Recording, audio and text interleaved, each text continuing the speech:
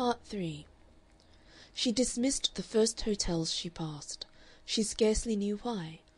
Mainly perhaps from the mere dread of entering them, and crossed Waterloo Bridge at a leisurely pace.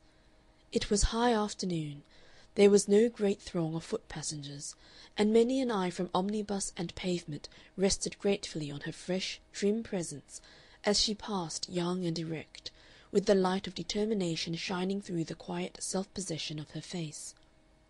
She was dressed as English girls do dress for town, without either coquetry or harshness.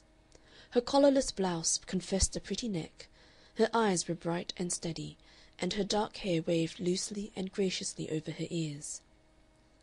It seemed at first the most beautiful afternoon of all time to her, and perhaps the thrill of her excitement did add a distinctive and culminating keenness to the day. The river, the big buildings on the north bank, Westminster and St. Paul's, were rich and wonderful with the soft sunshine of London, the softest, the finest grain, the most penetrating and least emphatic sunshine in the world.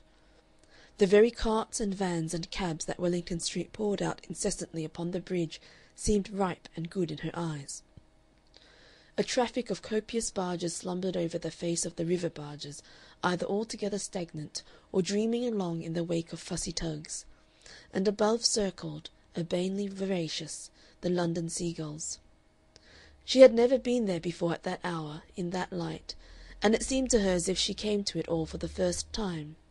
And this great mellow place, this London, now was hers, to struggle with, to go where she pleased in, to overcome and live in. "I am glad," she told herself, "I came."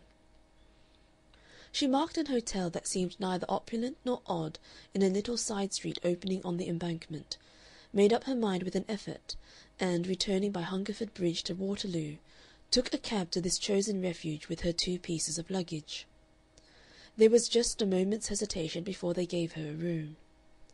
The young lady in the bureau said she would inquire, and Ann Veronica, while she affected to read the appeal on a hospital collecting box upon the bureau counter, had a disagreeable sense of being surveyed from behind by a small, whiskered gentleman in a frock coat who came out of the inner office and into the hall among a number of equally observant green porters to look at her and her bags. But the survey was satisfactory, and she found herself presently in room number 47, straightening her hat and waiting for her luggage to appear. "All right so far," she said to herself. Part 4. But presently, as she sat on the one antimacassared red silk chair and surveyed her hold-all and bag in that tidy, rather vacant and dehumanized apartment, with its empty wardrobe and desert toilet table and pictureless walls and stereotyped furnishings, a sudden blankness came upon her, as though she didn't matter, and had been thrust away into this impersonal corner, she and her gear. She decided to go out into the London afternoon again and get something to eat in an aerated bread shop or some such place, and perhaps find a cheap room for herself. Of course, that was what she had to do. She had to find a cheap room for herself and work. This room number 47 was no more than a sort of railway compartment on the way to that. How does one get work? She walked along the Strand and across Trafalgar Square, and by the Haymarket to Piccadilly, and so through dignified squares and palatial alleys to Oxford Street, and her mind was divided between a speculative treatment of employment on the one hand, and breezes, zephyr breezes, of the keenest appreciation for London, on the other. The jolly part of it was that for the first time in her life so far as London was concerned, she was not going anywhere in particular. For the first time in her life it seemed to her she was taking London in. She tried to think how people get work. Ought she to walk into some of these places and tell them what she could do? She hesitated at the window of a shipping office in Cockspur Street and at the Army and Navy Stores, but decided that perhaps there would be some special and customary hour, and that it would be better for her to find this out before she made her attempt. And besides, she didn't just immediately want to make her attempt. She fell into a pleasant dream of positions and work. Behind every one of these myriad fronts she passed, there must be a career or careers. Her ideas of women's employment and a modern woman's pose in life were based largely on the figure of Vivie Warren in Mrs. Warren's profession. She had seen Mrs. Warren's profession furtively with Hetty Widgett from the gallery of a stage society performance one Monday afternoon. Most of it had been incomprehensible to her, or comprehensible in a way that checked further curiosity. But the figure of Vivien, hard, capable, successful, and bullying, and ordering about a veritable Teddy in the person of Frank Gardner, appealed to her. She saw herself in very much Vivie's position, managing something. Her thoughts were deflected from Vivie Warren by the peculiar behavior of a middle-aged gentleman in Piccadilly. He appeared suddenly from the infinite in the neighborhood of the Burlington Arcade, crossing the pavement toward her and with his eyes upon her. He seemed to her indistinguishably about her father's age.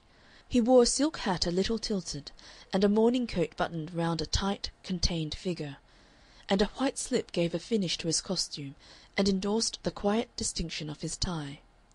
His face was a little flushed perhaps, and his small brown eyes were bright.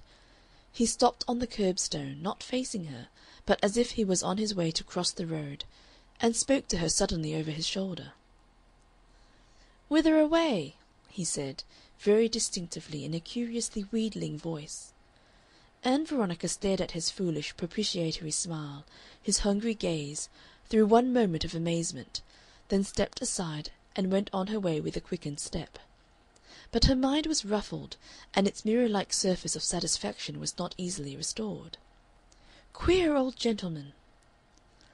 The art of ignoring is one of the accomplishments of every well-bred girl, so carefully instilled that at last she can even ignore her own thoughts and her own knowledge.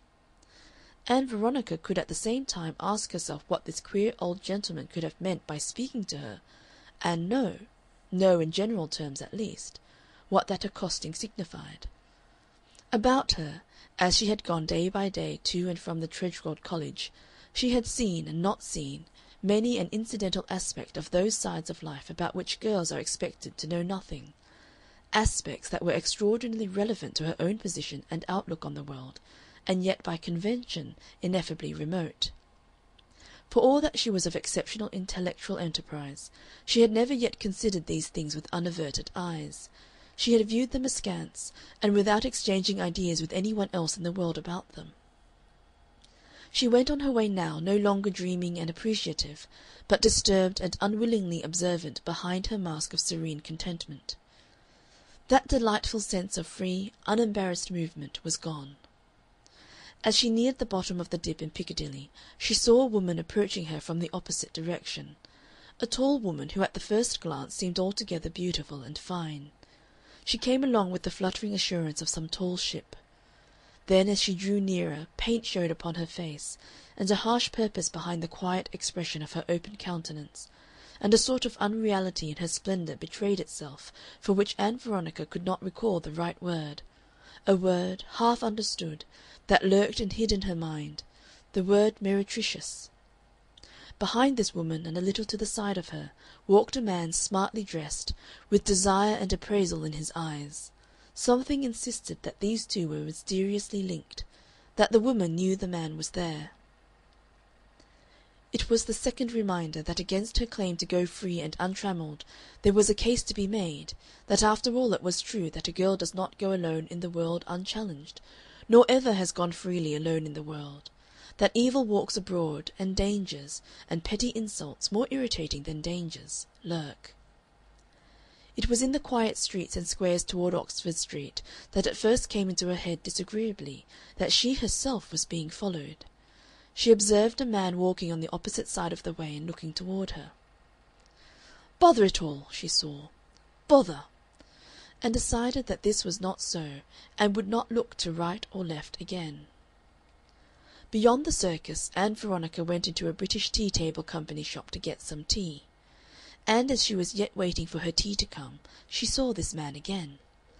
Either it was an unfortunate recovery of a trail, or he had followed her from Mayfair. There was no mistaking his intentions this time. He came down the shop looking for her quite obviously, and took up a position on the other side against a mirror in which he was able to regard her steadfastly. Beneath the serene unconcern of Ann Veronica's face was a boiling tumult. She was